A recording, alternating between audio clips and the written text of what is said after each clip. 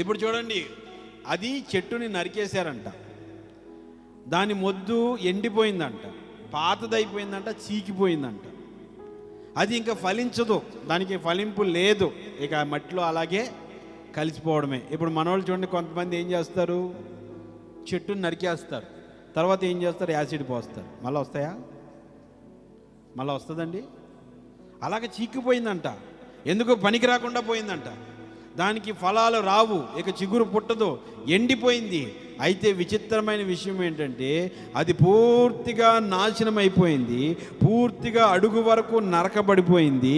దాన్ని ఇంకా ఎవ్వరు పైకి తేలేరు అనుకుంటే దానికి ఒక వాసన వస్తుందట. గట్టిగా చప్పట్లు కొట్టండి. ఏం వస్తుందమ్మా? వాసన వస్తుందట. ఆ వాసనకి, వాసన వచ్చిందా నీళ్ళు వచ్చాయా? మీరు కరెక్ట్గా చెప్పాలి. వాసన వచ్చిందా నీళ్ళు వచ్చాయా? ఇప్పుడు మనము ఎక్కడికైనా వెళ్ళినప్పుడు పప్పుచారు తాలింపేస్తే వాసన వస్తుంది రాదా? అంటే వాసన చూసే మనం చెప్పేస్తాం కదా వాళ్ళ ఇంట్లో ఏం కూర అని. అలాగా ఇంకా తిన్నావా? తినలేదు. కానీ ఈ చెట్టు పాతదైపోయింది, ఈ చెట్టు పూర్తిగా పాతదైపోయింది, ఇక అవుట్, ఇతను బతికింతే, ఇతని జీవితం ఇంతే, నరకబడిపోయింది, ఉపయోగపడదు అనుకుంటే ఆ చెట్టుకి ఎక్కడి నుంచో వాసన వస్తూ ఉందట. హల్లెలూయా. మనం ఉపవాసం ఉండి ప్రార్థన చేసుకునేటప్పుడు కొన్ని వాసనలు వస్తాయి, శోధనకు వస్తాయి కొన్ని వాసనలు. అప్పుడు ఉపవాసం ఏమవుతుంది? ఫెయిల్ అయిపోతాం. అబ్బా తింటే బాగుండబ్బా, మా పాస్టర్ గారు కర్మకాలి ఉపవాసం పెట్టాడు, మంచిగా తినేవాళ్ళని అని అనిపిస్తుంది. కానీ అది నీకు శోధన అంతే. హల్లెలూయా. అయితే విచిత్రం ఏంటంటే ఈ వాసన వచ్చింది, వాసన వచ్చిందా నీళ్ళు వచ్చాయా? వాసనతోనే దీనికి జీవం. ఆశ్చర్యం వేసిందండి. అలా వాసన పీల్చుకోగానే ఏమొచ్చింది? జీవం, జీవం, జీవం, బలం వచ్చింది, శక్తి వచ్చింది, మరలా చిగురించడం మొదలుపెట్టింది. హల్లెలూయా.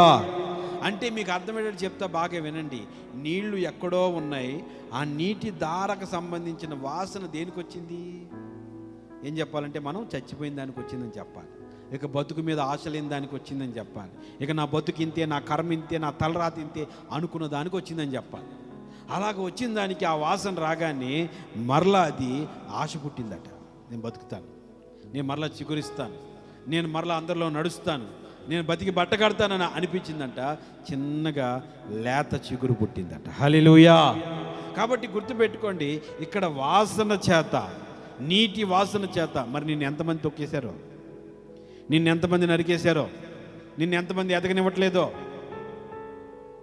నిన్ను ఎదగనివ్వను అంటారు కొంతమంది, అంతం పట్టుకుని ఉంటారు, సావనైనా చేస్తాను కానీ నిన్ను పైకి మాత్రం రానివ్వను, తొక్కేస్తాను, నేను అణిచేస్తాను. అలాగ నిన్ను, నన్ను, మనల్ని ఎంతమంది అణిచేశారో, నరికేశారో, చెప్పించారో, తొక్కేశారో. అయితే దేవుడు అంటున్నాడు, నీటి వాసన చేత మరలా నీవు చిగురించుదువుగాక.